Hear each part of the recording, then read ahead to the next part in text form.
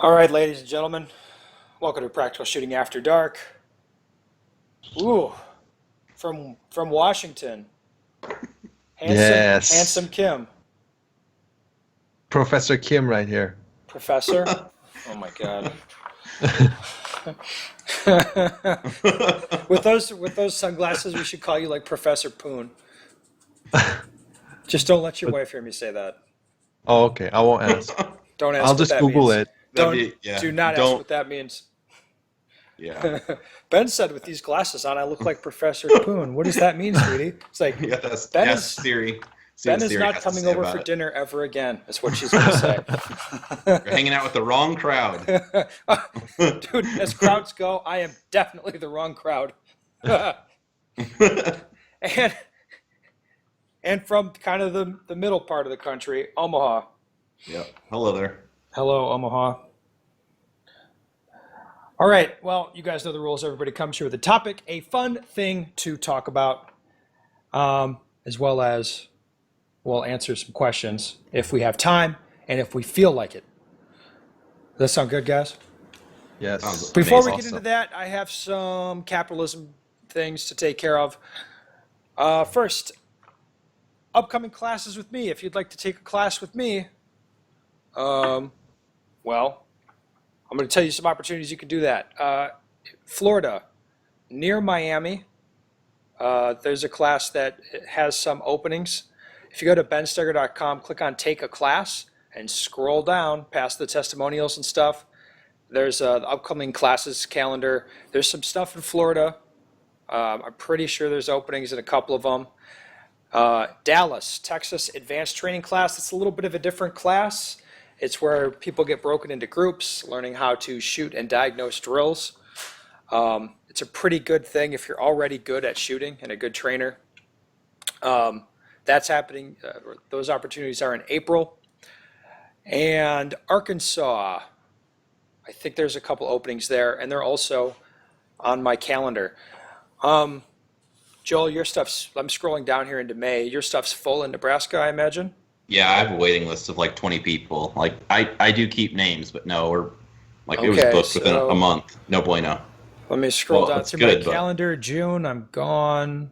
Then Slovakia. Then yours.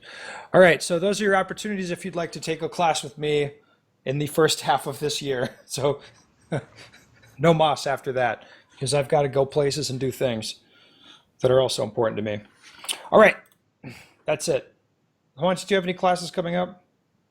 Yeah, I have a handful of private classes, and as far as group class, I only have two, one in BC, Canada, and one in Maryland, in both in June. BC in June. That should be all right, man. Yeah. All right. Well, sign me up for that. No, I got to go to a different place in June, but I have to go. I have to go to going to Canada and to Czech and then to Slovakia. We're going to Czech That's together, fun. my man. Yes, it's gonna be fun. It's gonna be awesome. Shoot some rounds, eat some steak, eat. The food there is cheap and good. Oh, yes. It's better than 90% of restaurants in America. Yeah, I think I bought like an entire huge pizza one time in Czech for like Hmm. $6. Yep. dude, I I didn't. love pizza. What? Sounds amazing. Well, everybody loves pizza. If you don't like pizza, you probably just don't like food. You That's know? true. I mean, it's not like good for you. It's not a productive thing to eat, but all right. No, Anyway, love it. I want to talk about training with a heavy trigger. What do you guys say about that? Sounds fun. Okay. Mhm. So I spent last week training with a heavy trigger. By heavy, I mean like 12-pound double, 7-pound single action. So a very factory, like a street carry trigger type of a thing. And I thought it was good and I thought it was productive. So a lot of times people don't like doing that because they always want to have that lighter trigger. Mhm. And I think the heavier trigger makes you focus on a couple different things. So first, it's really hard to not over tense with your firing hand, especially when you're trying to go fast, because it takes more pressure to let the trigger off, so then you're tensed up your whole hand. So it brings out some mistakes that way. And then of course, it's really hard to pull a heavier trigger as straight as it is to pull a lighter trigger. Okay. Yes. There's also some, on the flip side, there's some things that are easier. With more pressure being put into the trigger, I feel like you get a lot of feedback coming into your finger. And it's really easy to feel the pressure inside your hand and inside your finger. So it really tells you how you're pulling the trigger. You know what I mean when I say that? Yep. Yep. Yeah. So just as a little experiment, I shot a whole week. I don't know, maybe 4,000 or 5,000 rounds in a week with a, relatively heavy trigger.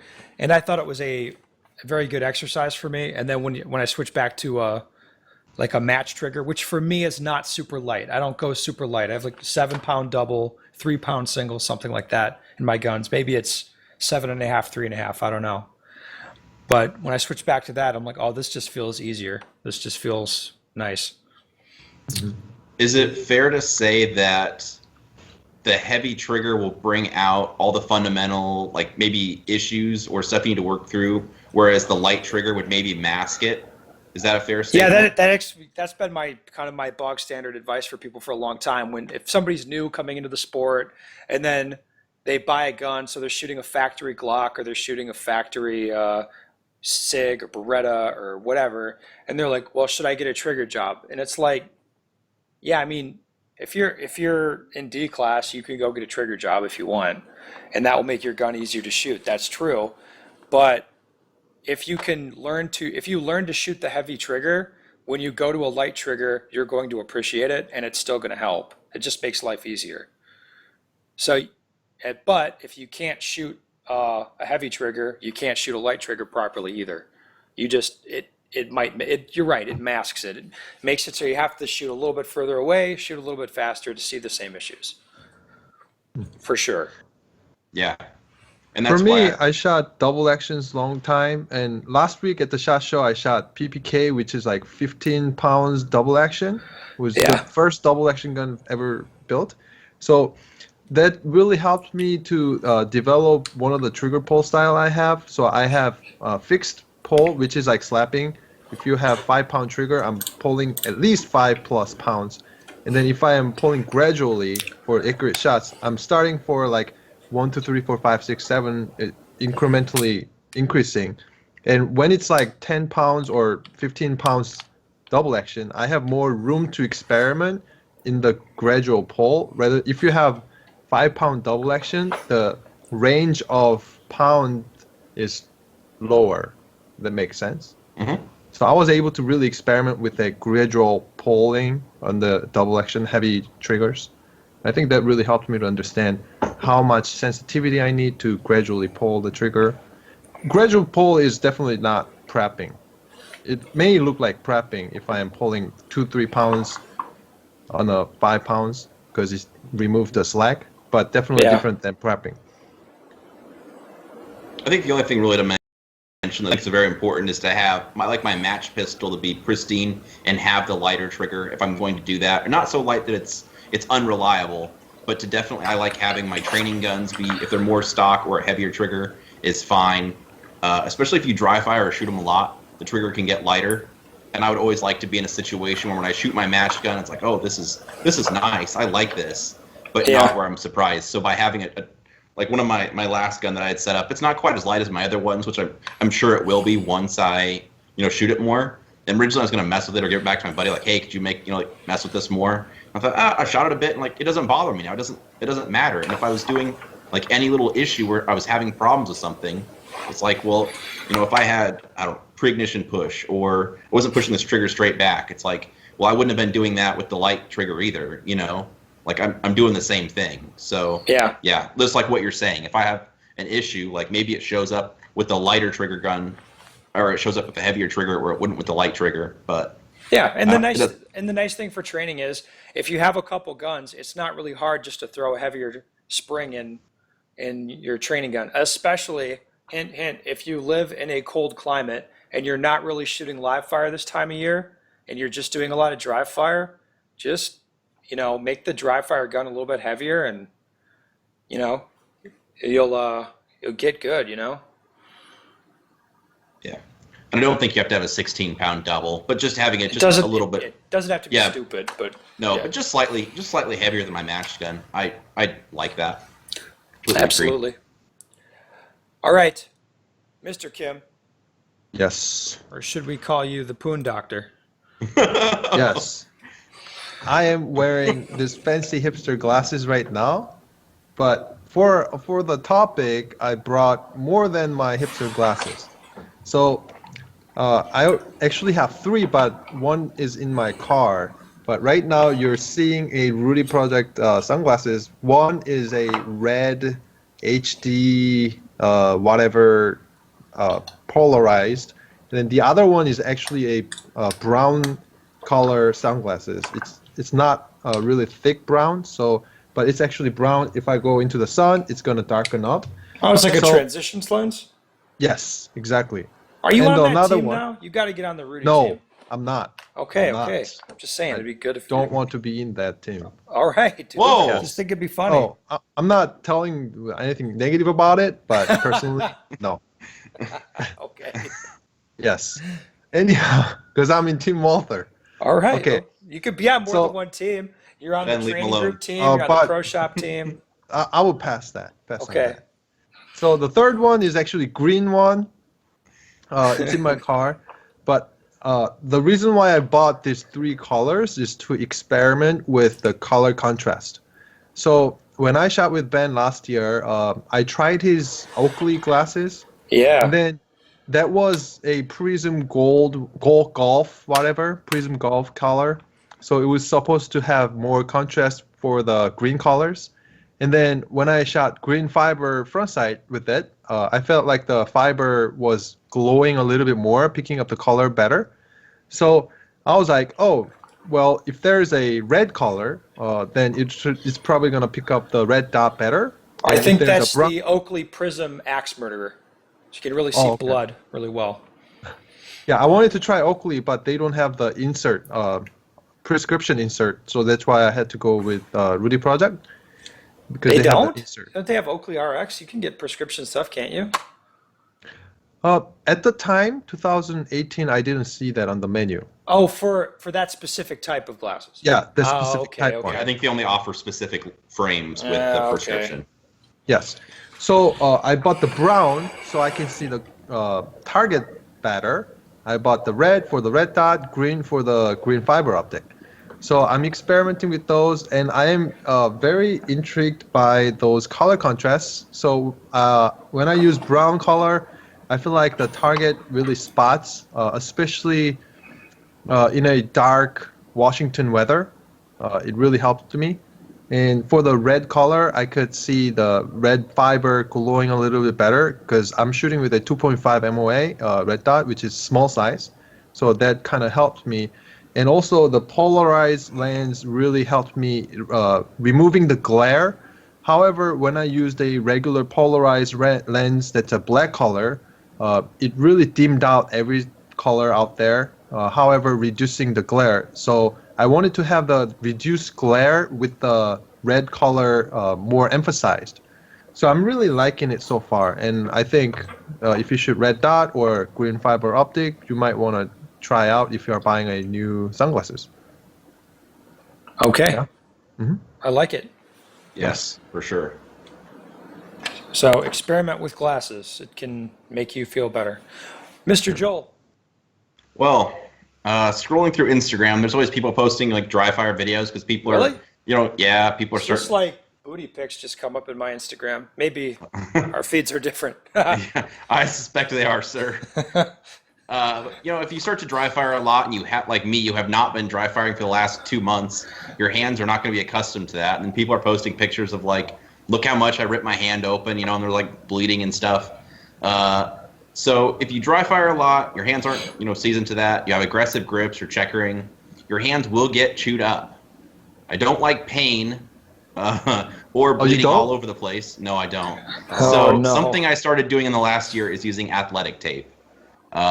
So I like the more thin ones that like no stick athletic tape, so it doesn't leave like film all over your hands. But I think people should be using that, especially guys that their hands are, like more delicate. They haven't been dry firing, says like there's no reason to get your hands all chewed up and get blood all over the place. So,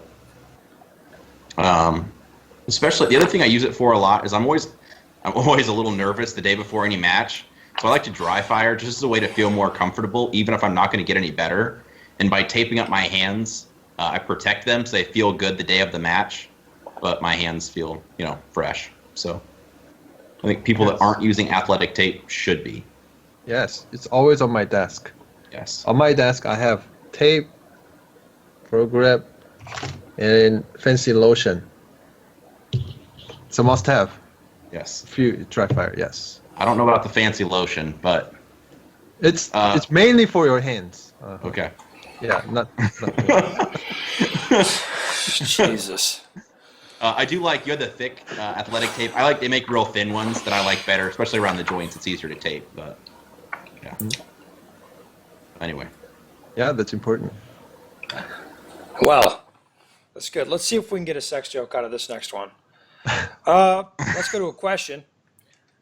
It's been a few months since you talked about switching to target focused 100% of the time. Could you and the panel rehash that out now that you've had time to shoot thousands more rounds and compete at nationals? Thanks, guys. Foley is still a BOC, in case anyone was wondering. I don't. That's what he. BOC. BOC is I read it body of verbatim. Christ, right? It's a what? Body of Christ, BOC. Pretty sure that's what he meant. Yes.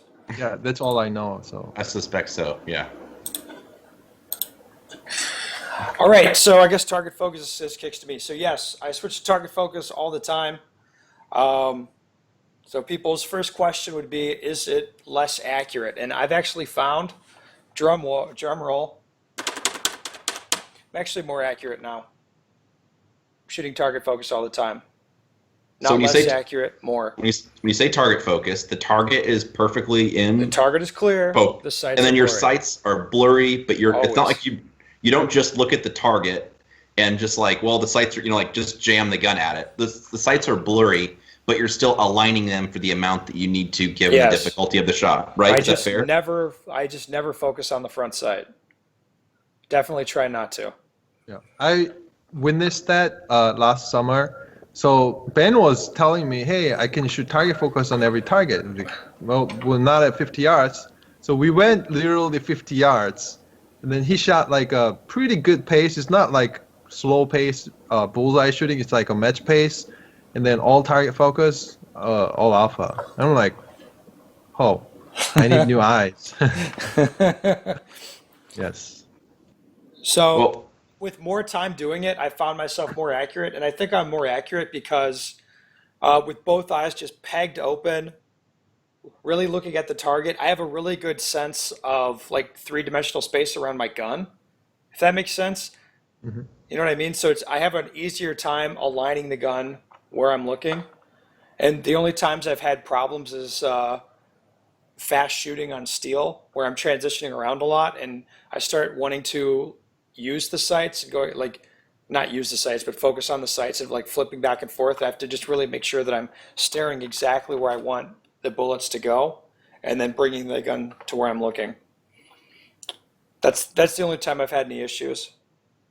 the reason I asked about the clarification part for aligning the sights is No, I know. we People we talked hear what about they this. want. People hear Well, what they yeah, we want. talked about this quite a bit. You're like target focus. I'm like, well, I'll try it, and then I just like I'm used to normally for my training. Yeah, if I use target focus, it's normally stuff I can rail on.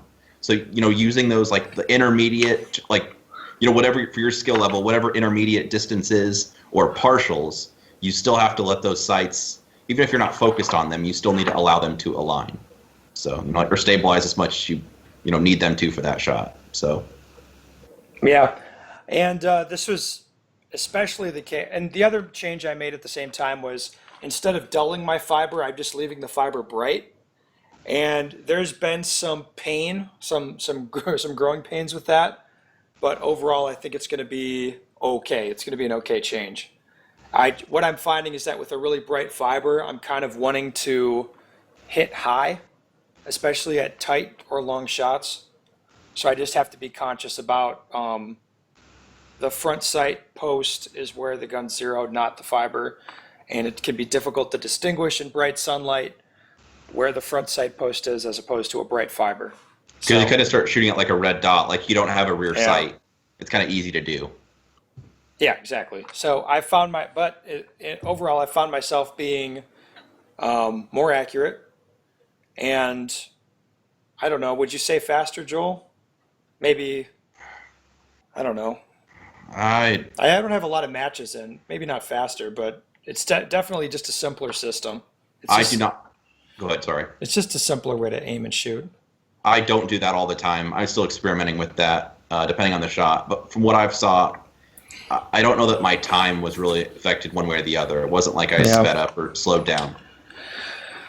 So yes, I like that, and I'm not telling people to do this. I'm just telling you what I do. For most people, just front sight focus on the shots they perceive as difficult. That's fine. I don't think it's a big deal either way. No, especially on partials.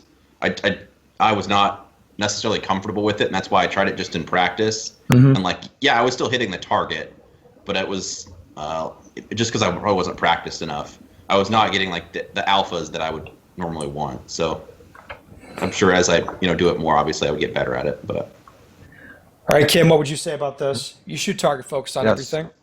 Yes, last nationals, I shot carry optics and all the other iron sight divisions.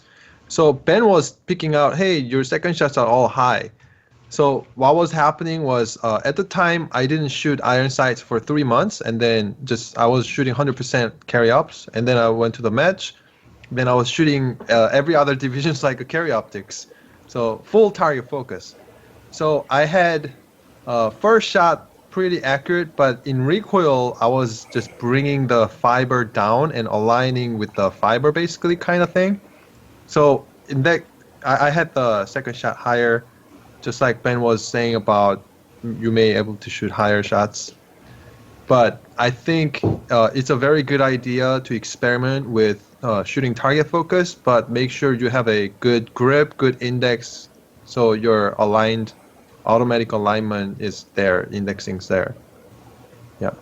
But it maybe shoot way simpler, comfortable. Yeah, I liked it. Yeah.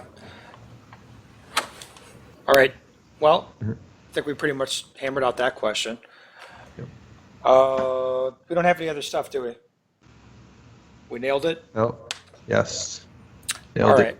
Well, listeners, if you have a question you'd like the answer to, go to benseger.com, send me your question, and the boys and I will talk about it. And that lotion is mostly for your hands, right, Kim? Yes, just my hands. Just Mostly. my hands. Yes, mostly. Oh my God. We got to kill this fucking feed.